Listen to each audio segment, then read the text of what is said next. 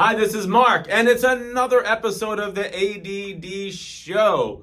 This is my first episode since we have now a new presidential nominee, Kamala Harris.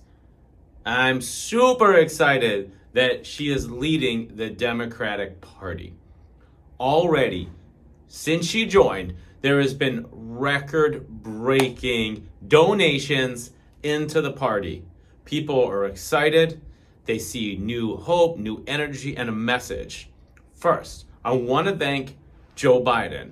He has done an exceptional job. He's been the most progressive president in the history of the U.S. Done an incredible job. So first, thank him. And also, I didn't really like the way that a lot of people were coming after Joe. I wish that would have been done behind closed doors. But in the end, I'm glad that he left because we saw that people just were not excited to see Biden for another 4 years. That was just the case. And we needed new energy. We needed a new message. Unfortunately, the message that was going was just about his age. Now we can focus on the policies, and it puts the pressure back on Trump because now we can focus on his age and his clear mental decline. When Biden was in, they can point to him and say, oh, look at all the things that he said and the guffaws. But now it's all Trump.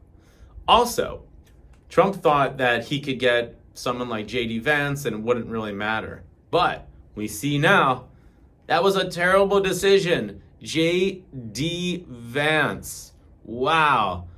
That guy is dragging the ticket down, especially when he made the comment about childless cat ladies. There's a lot of people, a lot of women who don't have kids and have cats. And wait till Taylor Swift gets involved. She's going to get the young people out in droves. And as you can see, a lot of people are joining the campaign. Field offices are open. So I also want to thank J.D. Vance. Thank you, J.D., for getting so many people out against you. We're going to wait and see who the Democrats pick as the VP. We have to know by August 7th, and I don't think they'll pick anyone until the last minute. I think they like the part of just getting the excitement, who's it going to be, and seeing what state. Basically, my prediction, it's going to come from a swing state. Could be a Mark Kelly from Arizona. He's a general conservative. And also possibly Beshear from Kentucky. He's in a deep red state, but he's a Democrat, of course. And if you can kind of get that Appalachia area, maybe turn Kentucky or Tennessee, it would be a massive. Also, the governor of North Carolina as well. Also a very, very crucial state. So I'm going to be excited to see who they pick. But whoever it is, there's excitement and competency. And that's the difference between the Republicans and the Democrats. The Republicans, we know about their Project 2025 and how awful that is. And if you don't know what Project 2025, you should look it up. It's 900 pages, basically detailing a dystopian view of America, where it's basically like a Putin-esque oligarch state, where the rich will be extremely rich, the poor will be paying more in taxes, you will lose your rights. If you're a woman, you will not have control of your body. Those are obviously a big negative against Project 25, along with making Christian nationalist country. They want to do away with anything talking about slavery. They want to get anybody who's an immigrant and deport them, no Muslims coming into this country. Basically, unless you're a white male, it's not going to be good for you. And sadly, so many Republicans don't see this. They're going to take away Social Security. They're going to take away Medicare. So a lot of the older Republicans are on board with this. And the problem is, let me just break this down. If you look at Trump's base, most of them come from the red states. And the red states are the ones that have the least amount of education. They have very high crime, high poverty. So they looked at someone like Trump and were like, well, okay, this is a savior, but he is not a savior. If you look at his past economic policies, tariffs hurt farmers. And Who was getting the money? The upper 1% rich. They were doing stock buybacks and then cutting people loose for jobs. So because of Trump, we had massive inflation. Now, a lot of people talk about, well, gas was lower with Trump. Yeah, it was. There's no disputing that. Because we were in COVID, people weren't driving. They also want to do away with EV. Well, think about it. First of all, America now is the leading producers of oil. So we have it. But we're exporting it and we're making a lot of money on that. We can also be the leader in electrical vehicles. Well, if you have less dependency on oil, a lot of people from other countries, they're not going to be able to get the electric cars, but we can. We can make the batteries and we can make a ton of money. We can be the leaders in that industry. I have an electric car. I love having an electric car. It's quicker pickup. There's less pollution, especially being out in California. It's much better, healthier. You can see already, since we had different environmental practices, we've lowered air pollution. So a lot of the Trump policies are just backwards. And he doesn't even have policies. And if you look at the MAGA Congress for the past 2 years, it's the lowest amount of bills passed.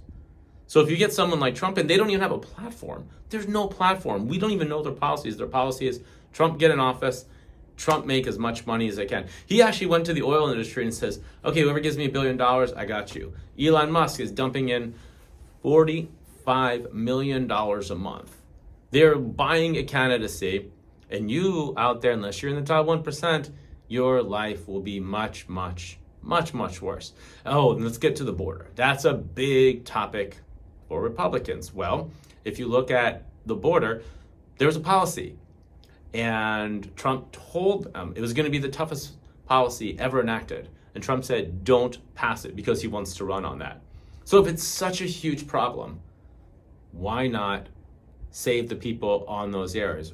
Now you're going to say you're putting them at risk. So we can just see how much bullshit Trump has. The only reason Trump is running is to make money, to grift, and stay out of jail. Because he knows if he loses, then that's 2 elections that he lost. He's done. With his age, he's done. He's toxic. And if the Republicans lose a lot of the seats in Congress and Senate, then he has nothing there to stop him. At that point, he's a pariah. And I can imagine a lot of the Republicans just want to just get rid of Trump and Trumpism. It didn't work. And if anything, it's dragging down the ticket. Back to another reason why Kamala's in. Because so much money is raised, but also down ballot. So if we have Kamala win, we're hoping to flip the House back. We have the Senate very slightly, but if we can just increase that a little bit, it's going to be tough just the way the elections break out. But if we can even maintain, we can get a lot of policies in. And we know that. Then we can go and do a court reform. There's so much stuff going on.